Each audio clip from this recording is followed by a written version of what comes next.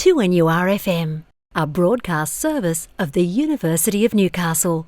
Professor Jim Jones from the University of Newcastle and having a chat about politics. We were going to talk about something totally different today, but front page of today's Daily Telegraph has our political leaders in clown makeup, and I think they've kind of got it right. And there's a rumbling that Tony Abbott has been invited to join Cory Bernardi's party. What do you know that we don't know? Morning, Todd. Well, I don't know that I know much more about that, except the invitation has been extended, and I'm not sure exactly how real that is, or whether it's simply a useful media ploy to give Cory Bernardi a little bit of the spotlight and just take a little bit away from Tony Abbott. It's for Malcolm Turnbull, that's probably would be a good thing, although having Tony Abbott leave the coalition and join Cory Bernardi's party means that Mr Turnbull is not going to have his one-seat majority in the lower house, which will make it even more precarious for him. In fact, it may well force the government to the polls, or bring the government down, unless there's some canny moves on the part of the Labor Party to sort of ensure that Mr Turnbull's government doesn't fall just yet until the Labor Party's ready to try and push it. It's like Game of Thrones, really, isn't it? Because you've got the leader who obviously has no respect for Tony Abbott, and he's done a lot of things, sitting there wanting him gone, but realising I can't have him gone, because if he goes, I'm gone. Well, from a more, shall we say, Machiavellian perspective, Todd, Mr Turnbull needed to act against Tony Abbott when he took the leadership. He tried the path of bringing him into the fold and giving him some responsibility. Didn't work. And Tony Abbott played a slightly better game than Kevin Rudd did in similar circumstances.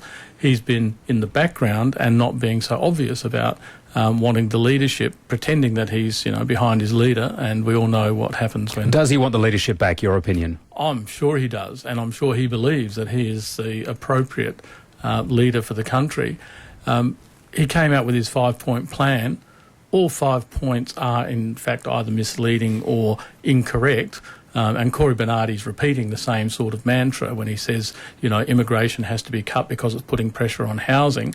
Well, the pressure, I think, from the latest figures that I read, was something like about 0.5% of housing costs could be attributed to the impact of immigration, which seems to be a very small, minute effect.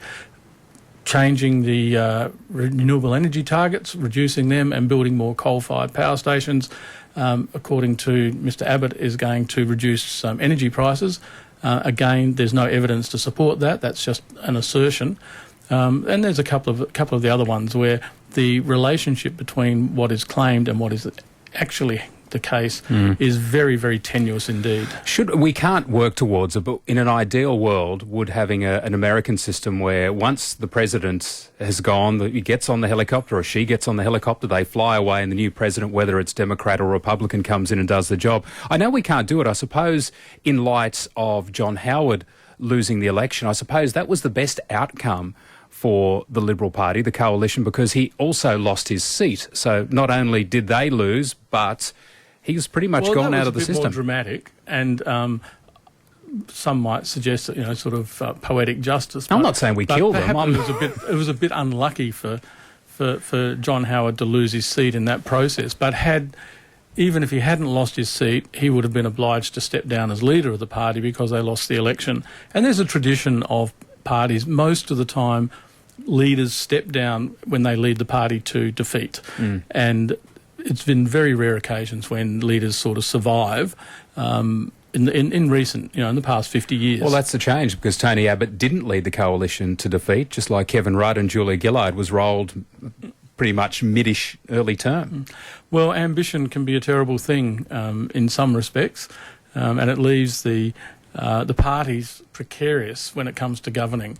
And it's partly a measure of, I suppose, of our times, where the stability of governments in recent years has been very, very, very shaky. And the leaders, or shall we say the people jockeying for the leadership in these parties, have been more concerned about their own standing and success than they have been about the party's security and tenure of government and perhaps the long-term interests of the country. Before we let you go this morning, what is the state of Australian politics at the moment? Whether you're a Labor supporter, whether you're a coalition supporter, a Green supporter, it seems to me that the business of getting on with running the country is just not happening. Malcolm Turnbull has done nothing wrong, but I feel he's done nothing right, and we've got this situation where the wheels are spinning, traction is not being gained. It would take me a long time to answer that or address that, but in brief, yes, you're right. He's done not much wrong, but he's not done much right in terms of the leadership. He came to the leadership with a particular set of values, and of course people adjust their values in the cut and thrust of power politics, but he seems to have reversed his values and positioned himself with the support of the party at the sort of far right, where most Australians seem to be looking to something a bit more centrist, a bit more centre of the political spectrum.